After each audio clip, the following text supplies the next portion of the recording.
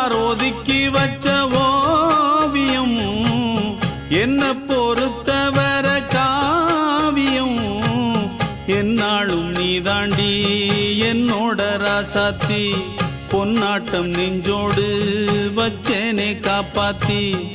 எங்கே நான் போனா என்ன எண்ணம் யாவும் இங்கேதான் உன் பேர மெட்டு கட்டி உள்ளம் பாடும் அங்கேதான் என் ஆசை